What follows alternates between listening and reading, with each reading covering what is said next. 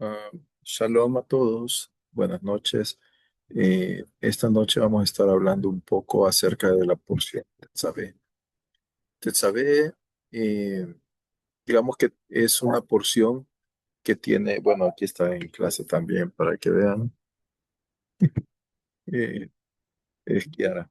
Este, Resulta que Tetzaveh es una porción que está ocurriendo en el Sinai y digamos que es una porción que cronológicamente sucede antes que eh, o el becerro de oro.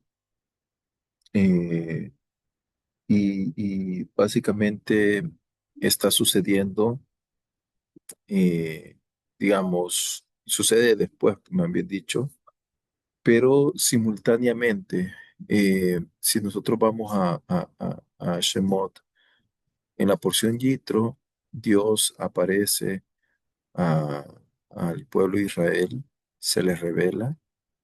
En ese momento el pueblo recibe una revelación muy profunda y, y lo que sucede es que la intensidad de esa revelación fue tan grande que provoca en la gente miedo. Era como una energía fuerte que no se puede controlar. Algo similar como cuando usted toca la energía, ¿no? Y hace cortocircuito y provoca temor, miedo, cómo voy a manejar. Y el pueblo pide en ese momento: ¿sabes qué? Queremos que tú hables, Moisés, por nosotros delante de Dios. Dios quería hablar directamente a Dios, a cada una de las personas del pueblo de Israel, pero en ese momento ellos no estaban preparados para recibir la revelación, vamos a llamarlo de alguna manera. Es ahí en donde Dios hace que Moisés suba para recibir el mensaje divino, sube 40 días. En esos 40 días ocurre eh, básicamente la porción Yitro, la porción de Tetzaveh, la porción de Trumá que leímos la semana pasada, y aparece la porción de Kitizá. Narrativamente, Kitizá se narra después, pero cronológicamente muchos sabios dicen sucede antes. Eh, en ese interín, digamos, Dios le habla a Moisés y digamos que hay una petición de Moisés, cronológicamente, bórrame del libro, y en efecto en esta porción no aparece el nombre de Moshe en ningún momento. Luego aparece nuevamente eh, Trumá, que significa ofrendas, y ahí Dios empieza a detallarle a Moisés cómo va a ser el Mishkan, cómo van a ser todos los utensilios del Mishkan, qué tipo de ofrenda van a traer toda la gente, los materiales que se van a traer para construir este tabernáculo. Y en Kitizá empieza perdón, en la porción de Tetzabé, que significa e instruirás o y tú instruirás, y aparece, digamos, ya la menorá, el aceite que tiene que estar encendido todo el tiempo y aparece básicamente las funciones del sacerdote. Ahí es donde se delega a Aarón, sin Aarón conocerlo, obviamente, solo Moisés lo sabe. Y, digamos, se detallan las vestiduras de los sacerdotes. Luego dice que tienen que presentar incienso con madera de acacia, fuego en el altar. Y básicamente así es como se cierra con todas las vestiduras de cada uno de los sacerdotes.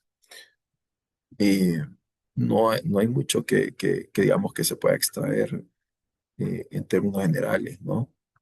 Pero digamos que al separarme un poco más de esta porción, me di cuenta que existía una correlación entre estas tres porciones, Kitizá, Trumá, Yitro y Tetzabé, con respecto al viejo Adán.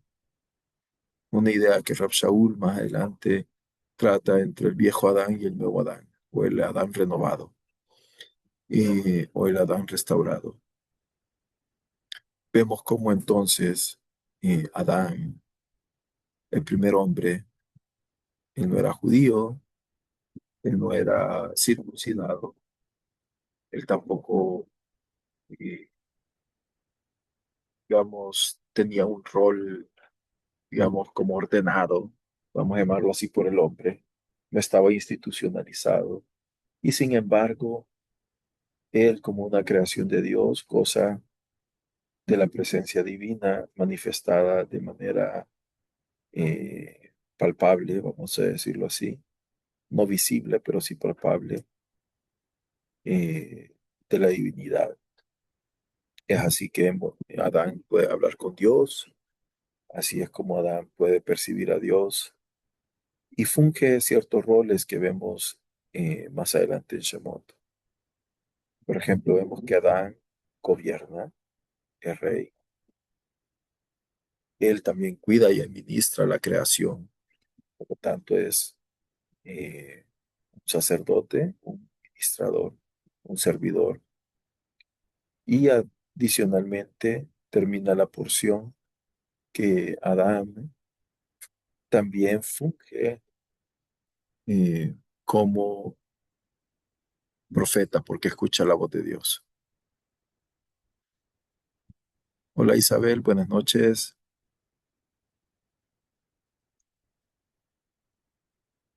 Te escucho.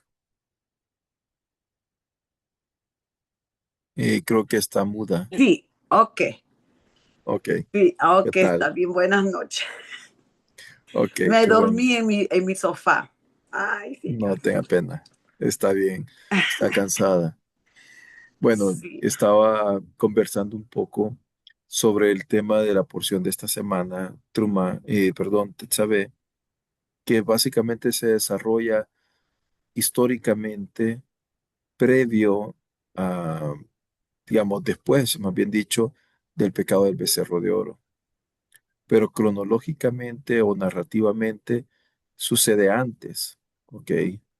Lo que sucede es que Moisés sube al monte Sinaí a recibir la revelación divina. En esos 40 días está sucediendo lo de Kitizá, que es el becerro de oro. Pero al mismo tiempo, Moisés está recibiendo como instrucciones de Dios acerca de cómo la gente ahora se va a acercar nuevamente a Dios. ¿Qué sucede? Estaba conversando un poco acerca de Adán. Ya. Adán, digamos, el primer hombre, tiene una relación directa con Dios.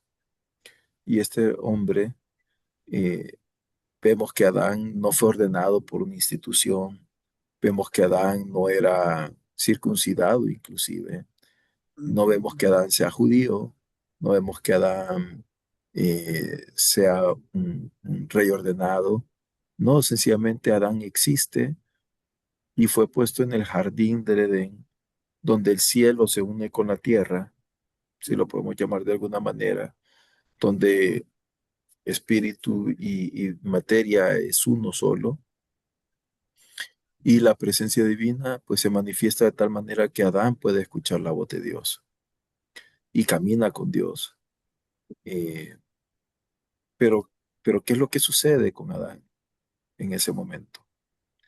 Bueno, Adán, digamos, toma una mala decisión porque Dios le dio la capacidad de decidir, ¿no? Y la decisión que él toma trae consecuencias. Y resulta que vemos que lo primero que hace Dios a preguntarle a Adán es, Adán, ¿dónde estás? Y Adán responde, Dios, yo tuve miedo porque, y tuve vergüenza porque estaba desnudo. Y Dios le preguntó, ¿y quién supo cómo sabías que estaba desnudo? Y entonces deja de estar cubierto por la divinidad, digamos, por la presencia divina. Y resulta que como consecuencia de esa ruptura espiritual, de haber decidido el camino del egoísmo, de haber decidido omitir la responsabilidad, es decir, la mujer que me diste, y la mujer dijo el animal que pusiste, y el animal ya no tuvo con quién echarle la culpa, son expulsados. Y dice que Dios puso unos querubines para proteger el árbol de la vida del jardín del Edén, ¿ok? Que eran fuego, que tenían sus espadas desenvainadas. Y a partir de ese momento la humanidad vive un mundo en el cual el acceso al árbol de la vida está, digamos, protegido o está restringido de manera abierta para todos. Y no solamente eso sucede, sino que de repente aparecen hombres que tienen cierta chispa divina que Dios se les revela y pueden acercarse a la divinidad hasta cierto punto, pero no tienen una revelación, digamos, hasta que Moisés aparece. El único hombre que dice que habló de manera figurada cara a cara con Dios. Es decir, él podía acceder a, a, a, a conversar con Dios después de muchos años que había pasado Adán. Y entonces resulta que ahora Dios le empieza a dar instrucciones a Moisés. Y en Trumá vemos que Dios le ordena que tiene que construir un Mishkan para habitar en medio de la unidad nacional de Israel como un solo punto, digamos. Pero no solamente eso, sino que le dice, y vas a convertir un tabernáculo para que yo more no en el tabernáculo, sino que en medio del pueblo, dentro de ellos. De hecho, la palabra más correcta es para que yo habite dentro de ellos. Y, y después de eso aparece nuevamente Dios indicando qué materiales tienen que llevar para poder hacer ese tabernáculo, el Mishkan. Y es así que el pueblo empieza a llevar las cosas, ¿no? Pero hasta este momento Dios solo le da como el plano, vamos a llamarlo así, el modelo en la mente, ¿no? Se le revela a Moisés. E inmediatamente después de eso dice, ok, ahora Moisés va a tener que poner aceite, vas a llevar una menorá, un candelabro que tenía la forma de un árbol. Leemos más adelante en Shemot 25 los detalles del candelabro. Dice que llevaba unas manzanas, llevaba frutos de almendro, tenía ramas, tenía hojas, tenía, eh, digamos, diferentes eh, artes que daban la idea que era más un árbol que en sí, que un candelabro. Y luego Dios dice, vas a poner Israel como unidad, va a llevar el aceite de puro para encender la llama y tiene que ser un estatuto perpetuo que no se debe de apagar esa llama para iluminar. Y vemos que aparte de eso, Dios pone un arón, un arca al centro del mismo tabernáculo, pero ese lugar es oscuro. Por eso es que iban a poner luz en el lugar oscuro, a diferencia de los otros templos que tenían majestuosidades de estatuas, pinturas, no sé. Aquí, cuando alguien entraba a buscar al Dios de Israel, entraba a un cuarto que estaba vacío. Lo único que estaba era un arca que casualmente tenía dos querubines. Y Dios le dice a Moisés, hablaré en el tabernáculo desde en medio de esos dos querubines. Y luego pone el arca para iluminar y cuando uno entraba, el sumo sacerdote en ese momento, encendían la menorá y que había dentro, vacío. Eso es lo que había. había oscuridad, pero no había forma, no había una imagen, no había una estatua, no había algo palpable que digamos, esto es Dios, ¿no? Aparte de ello, Dios también instituye en la porción de Tetzabé y dice, voy a poner a un sumo sacerdote, que casualmente era el mismo hombre que había animado a Israel a decir, este es tu Dios, Israel, el becerro de oro, ¿no? Que pidió los materiales para construir, que le dio forma a ese Dios. Y todavía dice en Kitizá, que vamos a leer la próxima semana, le dice a Israel, miren, aquí está tu Dios, el que te sacó de la tierra de Egipto. A ese mismo hombre Dios le dice a Moisés en una revelación, ese hombre y sus hijos van a ser los sacerdotes y va a ser estatuto perpetuo por todas las generaciones. Aparte de eso, Dios le dice a Aarón y menciona a sus cuatro hijos, a Nadab, Abijú, a Itamar y a Eleazar, que van a fungir como sacerdotes.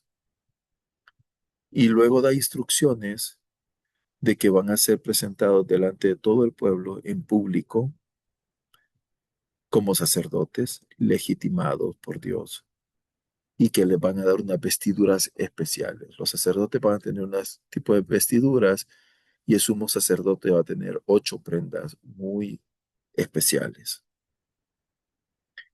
Y es así que es una manera que Maimónides dice que era como una especie de aprendizaje de focalización para el pueblo de Israel. Era como un niño, ¿no? Necesita una imagen, una ayudita pedagógica para lograrse enfocar, ¿ok? Para lograr, digamos, eh, como concentrarse, que Dios está en un punto específico. A manera de ilustración, yo tengo amigos que digamos que ellos son católicos. Ellos visitan un lugar que se llama el Santísimo en cada una de las iglesias católicas. Y me dicen que ellos ven la imagen de Jesús no como una idolatría, y lo estoy poniendo como un ejemplo, ¿no? No como una idolatría a ese Jesús y el cuadro de Jesús y ese Dios y no sé qué, sino que les ayuda, dice, esa imagen a enfocarse y a concentrarse y a meditar y como a dejar por fuera toda la percepción que tienen a su alrededor y se logran concentrar en el momento en que están. De igual manera, yo no digo que eso es Dios, pero digamos, es una enseñanza pedagógica que le ayuda al ser humano a concentrarse. Es decir, a ellos les enseñaban, ahí está Dios en el Mishkan. La presencia de Dios se manifiesta en el Aarón, en el arca.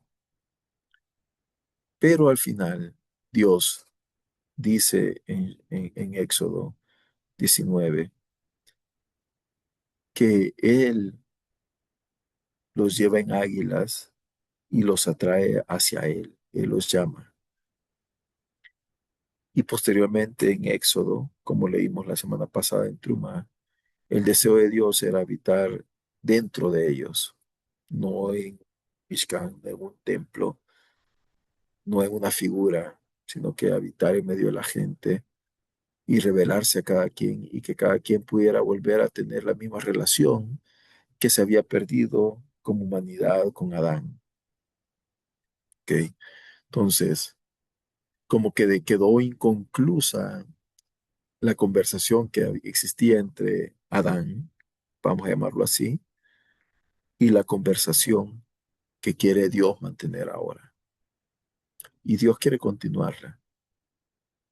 Y es así como vemos que los roles son restaurados. Vemos que Adán era profeta. ¿Por qué? Porque yo que era profeta, escuchaba la voz de Dios, la captaba y la comunicaba. Vemos también que era rey. Dios lo puso como Señor de toda la creación. Y también vemos que era sacerdote, porque la función del sacerdote, ¿cuál es? La función del sacerdote es servir, ministrar, administrar. Dios le dijo, te pongo en el jardín para que lo cuides, lo cultives, vas a servir a la creación. Entonces también, de la misma manera que era Adán, era, era sacerdote. Y Dios dice a Israel, ustedes me serán una nación de sacerdotes y reyes. Eh, y ese era el deseo original de Dios. Pero el pueblo dice, no podemos con esta revelación, es muy fuerte.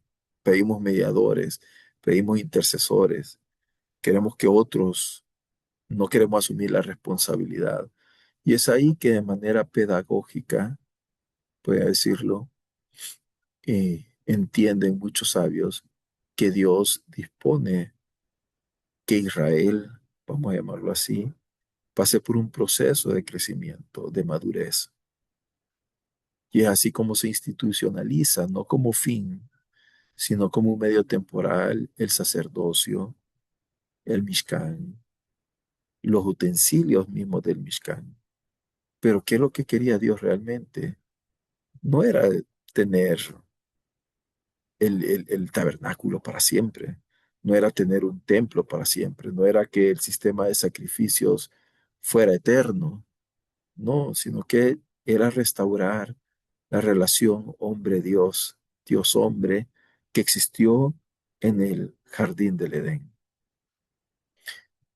Y vemos así, poco a poco, cómo se va armando ese nuevo jardín del Edén, porque el santuario de Dios era la tierra en el Génesis. Ahora el santuario Dios lo hace más micro, vamos a llamarlo así, y decide que esté en un lugar movible. Y es interesante que el santuario funciona muy bien en el desierto, donde están aislados como una cuarentena espiritual, ¿no? Y, y aparte de eso, empezamos a ver eh, cómo se va restaurando la relación y cómo nos va enseñando Dios distintas capas, ¿verdad? Por un lado, aparece el Aarón, dentro del Aarón que está las tablas quebradas y las tablas nuevas. ¿Qué más está? Están los dos querubines. Cómo Dios protegió el árbol de la vida con dos querubines. Cómo Dios ahora dice, ah, lo que yo destruí, la relación, ahora pongo estos dos querubines para que se puedan acercar al árbol de la vida. ¿Y cuál es el árbol de la vida? La menorá. Pero ¿quién la ilumina? El hombre. ¿Cómo lo hace? Con aceite de oliva. Jeremías dice que Dios llamó a Israel y dijo que era un árbol de oliva hermoso. Y entonces, vamos otra vez, Israel es el árbol de oliva que toma de Israel los frutos y cómo sacan el aceite de oliva. No sé si lo han visto, pero el proceso es que ponen bastante oliva y entra en un molino triturador y en unas prensas que ejercen una fuerza tal que por la presión que tiene empieza a derramar aceite. Esa prensa, digamos, es Israel, es el Israel histórico. Cada vez que Dios los prensa, que los exprime, que les mete ese nivel de complejidad a su vida, es cuando saca el aceite de Israel. Y eso permite mantener encendido el árbol de la vida, la menorá. Y luego Dios dice, ok, ya habito en medio de ellos. Estoy otra vez en el mundo. Pero ¿dónde habita Dios? En el vacío y en la oscuridad. ¿Qué vemos en Génesis? Dice Génesis que la tierra no tenía forma, que estaba desordenada, vacía, y que la oscuridad era la que gobernaba, ¿no? Entonces vemos el símil del tabernáculo del Santísimo con respecto al inicio. ¿Y qué necesita? Dios no necesita luz porque Él es luz. Lo que pasa que, y desde la oscuridad, Dios empezó a pronunciar, sea la luz, sepárese el agua, que es lo que empieza a generar movimiento, la voz de Dios. Por eso es que Dios que quiere que desarrollemos Shema, no la vista, el oído, la percepción espiritual. Porque desde la oscuridad, donde aparentemente no está Dios, ahí está. Y entonces, eh, y aparentemente está vacío el lugar, pero ahí está la presencia divina. Y dice que de en medio de esos dos querubines empezó a hablar y, y empieza a darnos como una lectura de cuál es eh, la vestimenta de los sacerdotes. Interesantemente, es 8. La letra 8 es la que tienes aquí en tu collar. Het. Ya. Eso es de Jai, de vida. Ah, sí, sí. Entonces, y 8, ¿qué significa? Un nuevo comenzar. Mm. 8 significa una renovación del pacto. ¿Qué significa 8? Pacto, ¿no? Brit, eh, circuncisión. Y entonces Dios dice, te voy a poner 8 vestiduras distintas. ¿Qué es lo que nos está diciendo esto directamente?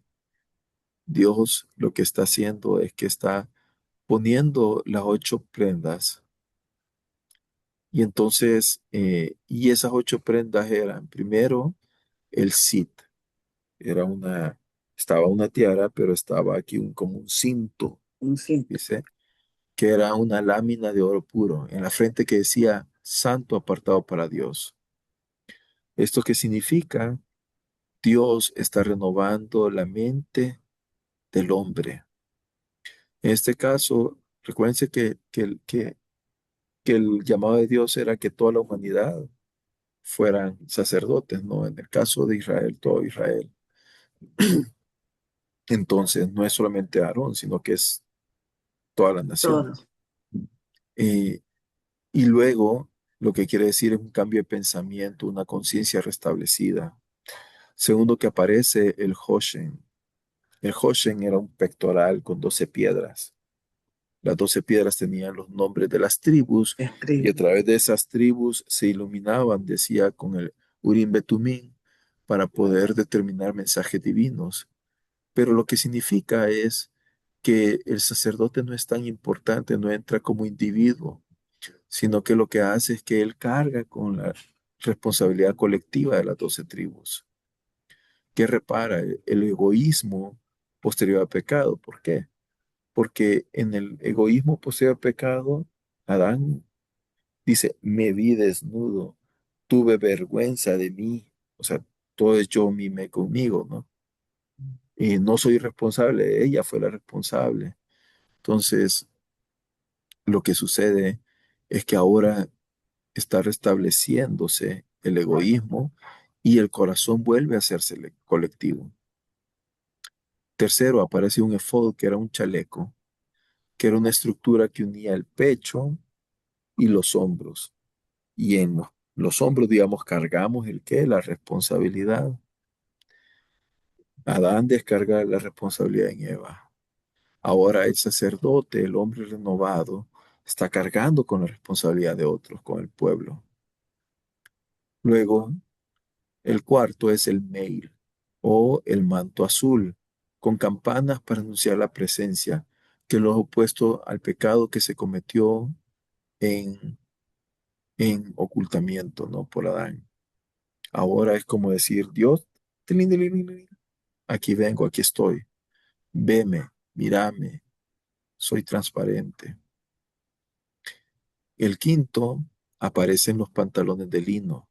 Esos cubren la desnudez, reparan la vergüenza Y el cuerpo deja de ser una fuente de ruptura, es una fuente de santidad ahora.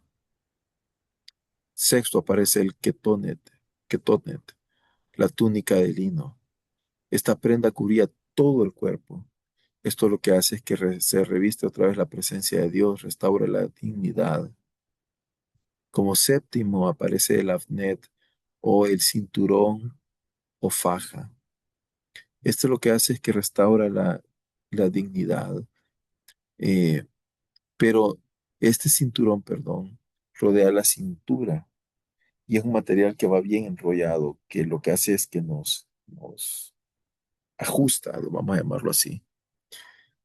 Y los lomos en la escritura, lo que significa representa la fuerza vital del hombre, los impulsos, los deseos, la fuerza misma, ¿no? Eso lo vemos en Job, en Génesis. Y cuando dice en la Biblia, ceñid vuestros lomos, ¿qué significa? Controla tus impulsos. Eh, ¿Y qué es lo que hace? Es que los ata, los impulsos los ata para un propósito mayor que es el servicio. Y por último, el octavo es el mit nefet, que es el turbante que se coloca en la cabeza en símbolo de humildad. Como la gente demostraba la humildad ante otros o ante Dios, postrando las cabezas. Entonces, al final, con todos estos simbolismos, ¿qué es lo que Dios realmente estaba buscando? Era como decirnos, miren, Adán destruyó el camino, ahora lo quiero restaurar la relación de Gan Edén, del jardín del Edén, pero ahora tienen que buscar una manera apropiada de volver al camino de la vida, al árbol de la vida. Siempre está protegido por los querubines, pero ahora el camino es nuevamente abierto, vamos a llamarlo así. Al final, eh, parece algo sencillo, ¿no? Porque parece algo sencillo de decir, hablar, pero en la práctica es bien difícil mantener una relación con Dios, ¿verdad? Restaurada. ¿Por qué? Porque vivimos en un mundo bien limitado ante una presencia divina ilimitada.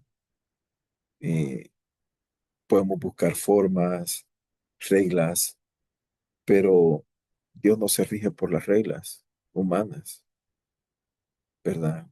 Sino que la divinidad lo que busca es cómo acercarse. Dios se manifiesta de distintas maneras a la humanidad. A todos se nos manifiesta de diferentes maneras.